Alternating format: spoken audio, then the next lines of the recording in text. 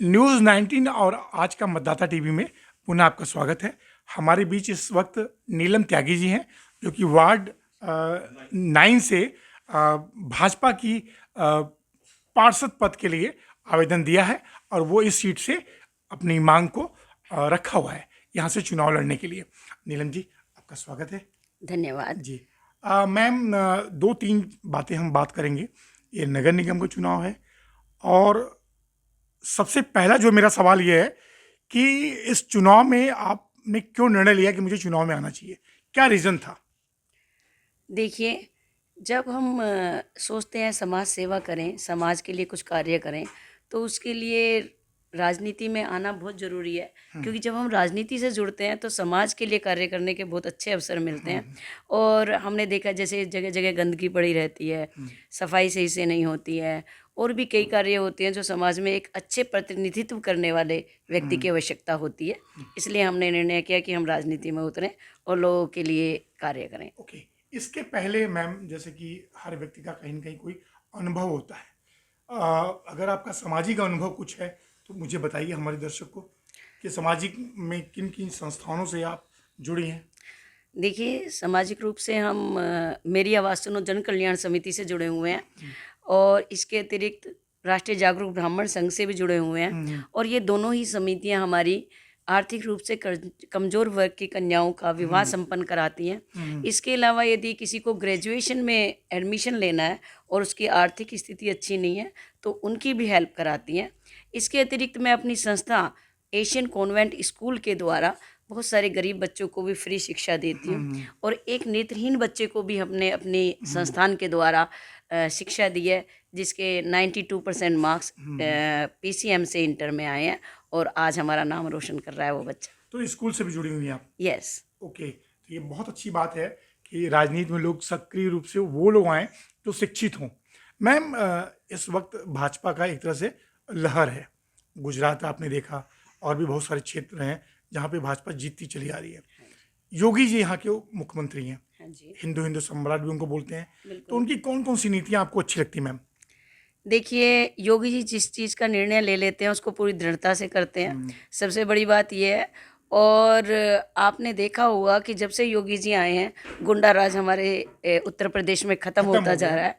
और हम आज आसानी से कह सकते हैं और कि हम कहीं भी जाएं तो कोई दिक्कत महिला नहीं है। सुरक्षा भी। महिला सुरक्षा पर विशेषकर ध्यान दिया गया है। आज महिलाएं रात को 12 बजे के बाद भी निकलती हैं तो वो सुरक्षित अनुभव करती हैं। तो और जो ये कहते थे कि गाजियाबाद आने में हमें डर लगता है, आज वो बड़ी खुशी से कहते हैं गाजियाबाद में हम भी रहना चाहते हैं। जी, जी, कहाँ जी। पर हम मकान देखें, ओके मैम। कृपया हमें दिखाइए। अच्छा मैम, अब मैं थोड़ा बात करूँगा कि ये नगर निगम का चुनाव है।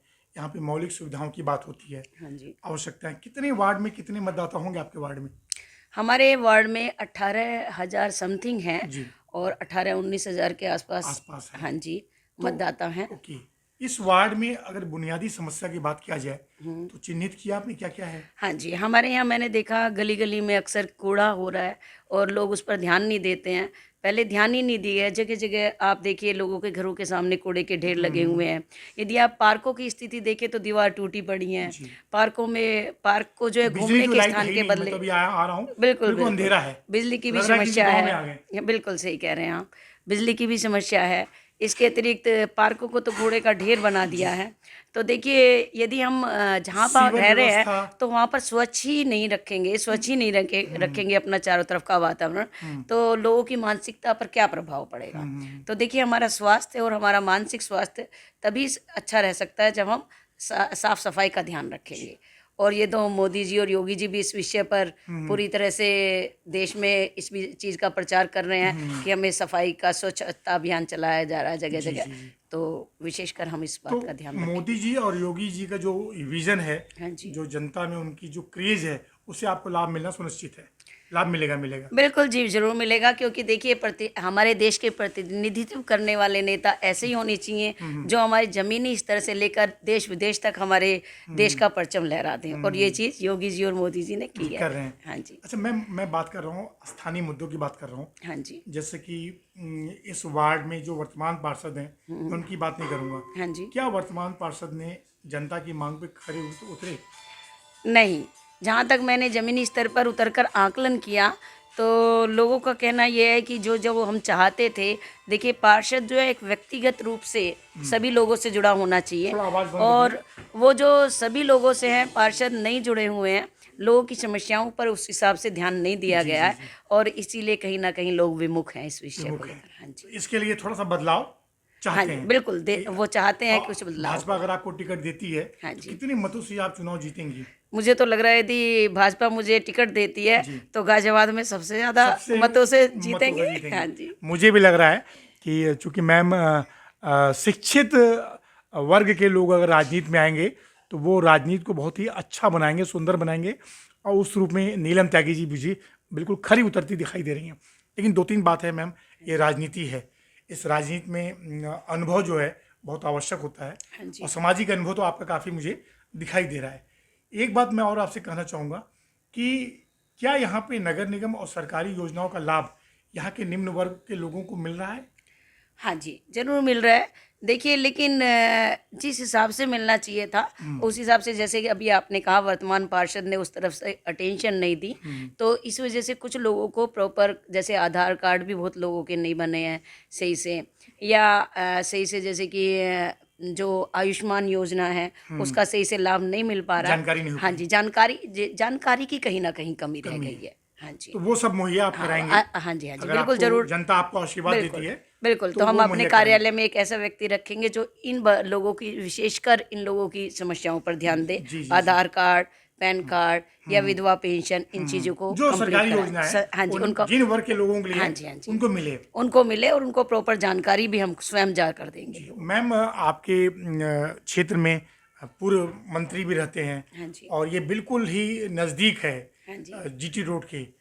लेकिन जो मुझे लग रहा है कि ये जो वार्ड है, गाजियाबाद के बहुत सारे वार्ड हैं, लेकिन इस वार्ड में बहुत सारी खामियां हैं। एक जो मुझे लगता है कि सरकार की तरफ से, नगर निगम की तरफ से जो कुत्तों का बहुत बड़ी प्रॉब्लम आती है, कि यहाँ पे भी कुछ है। हाँ जी, कई बार क्या होता है कि लोग आवारा अपने, कुत्ते जो होते हैं जिनका नाम है। बिल्कुल बिल्कुल, आवारा कुत्ते जो है घूमते रहते हैं, और उनको, उनके ऊपर जो है ध्यान देना चाहिए, और उनको देखिए कहीं ना कहीं इस तरह से आवारा यदि कुत्ते घूमते रहेंगे तो वो कहीं भी शौच कर देते हैं, उससे लोगों को जी। परेशानियां होती हैं। जैसे तो संजय इस नगर में तरफ, बड़ी दिक्कत हाँ है। जी, संज्ञान लेने की आवश्यकता भी है यहाँ पर इस विषय को लेकर भी। चलिए मैम, हमारी तरफ से बहुत बहुत आपको शुभकामनाएं। और मैं एक बात आपको जरूर बताऊंगा कि जो नीलम त्यागी जी का जो कॉन्फिडेंस है, वो ये बात बताता है कि वो टिकट लेके आएंगी और चुनाव जीतेंगी, और जीतने के साथ साथ इस वार्ड 9 में एक बहुत अच्छा विकास करेंगी। मैम आपका बहुत बहुत धन्यवाद। धन्यवाद प्रेम श्रीवास्तव जी, आपका बहुत बहुत धन्यवाद हमारा इंटरव्यू लेने के लिए, और आपका अपना मतदाता इस चैनल का भी बहुत बहुत धन्यवाद। जी जी, और हम लोग फिर कभी ग्राउंड रिपोर्टिंग भी करेंगे। मैं प्रेम श्रीवास्तव, न्यूज़ 19 आवाज़ का मतदाता टीवी, गाजियाबाद।